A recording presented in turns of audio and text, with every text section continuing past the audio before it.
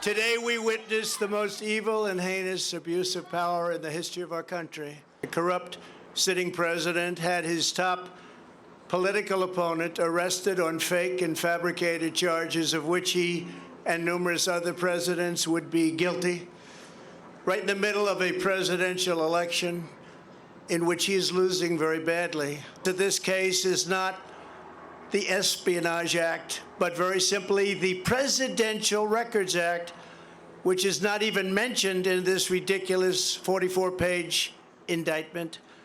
Under the Presidential Records Act, which is civil, not criminal, I had every right to have these documents.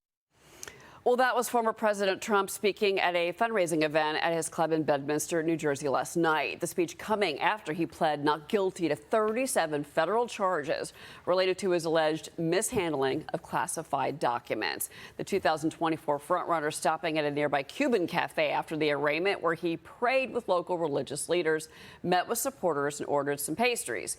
Joining me now is Tennessee Congressman, member of the House Financial Services Committee, Andy Ogles. Congressman, good morning to you. I want to read you something that the Wall Street Journal editorial board has written with regards to the indictment of the former president. They say, "We do believe that Garland's misguided use of prosecutorial power could have destructive consequences, intervenes in the campaign, unleashes political fury, and it keeps Mr. Trump the dominant issue."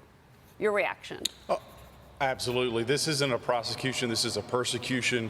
It's really a sad day in American politics that you have the Department of Justice that has targeted a former president, and the idea that you have a sitting president who's taken bribes from Ukraine. We've got bank account numbers, we've got transactions, and nothing's being done. And so that's why I dropped the articles of impeachment against Biden. And enough is enough. The American people, quite frankly, are going to elect President Trump to be the next president of the United States, and I don't think Biden will even be the Democratic nominee. Oh, you think Robert F. Kennedy is going to be the nominee? Well, we'll see. I think the vultures are circling, if you will. I think you see a lot of Democrats not saying anything to defend Biden, and I think that's an indicator that they're waiting for the next shoe to drop, and he will not be the nominee. This is going to be Trump. This is Trump's primary to win. This is Trump's general election to win, and the latest polling data shows that. Okay. Well, you mentioned this, though. I want to dig into this. You're introducing these articles of impeachment against President Biden, but also Vice President Harris. You call the president a disgrace to the Oval Office. How many members would you say are ready to join you in this to try to impeach President Biden at this point? Yeah, to be determined. You know, we just had the information drop in the Senate from Grassley talking about the audio recordings. There's 15 with Hunter, 2 with the president, talking about Burisma. When I say president, I mean Biden. I mean, this is a clear pattern by the Biden family of leveraging politics for their own financial gain. And so there's a couple of paths that we could take with the impeachment process. Obviously, you can go through committee.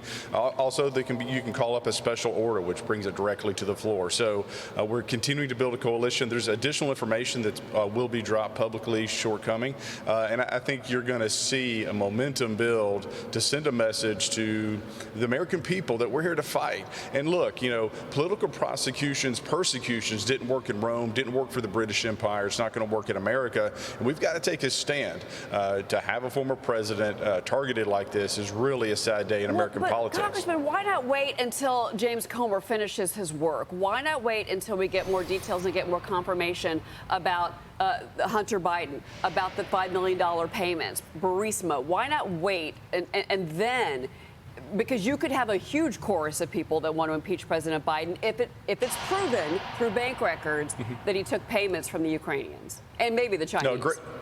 Yeah, a great question. I mean, two reasons, quite frankly. One is to let the American people know that we're paying attention and we're ready to take action. And then secondly, for members of Congress to know that there's a viable vehicle to take action.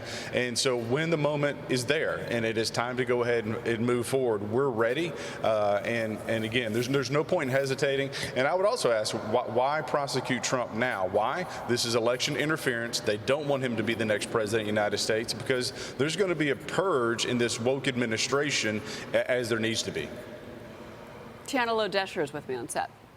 Congressman, so it seems as though the case is pretty clear about Biden, right? This alleged influence peddling. I'm sure that you're sitting on evidence that we'll see soon. But my question is about what about this impeachment of Kamala Harris? You're citing her performance on the border. Wouldn't it make more sense to be able to impeach Mayorkas before you impeach Harris? Because doesn't this risk making it seem as though it's flagrantly political?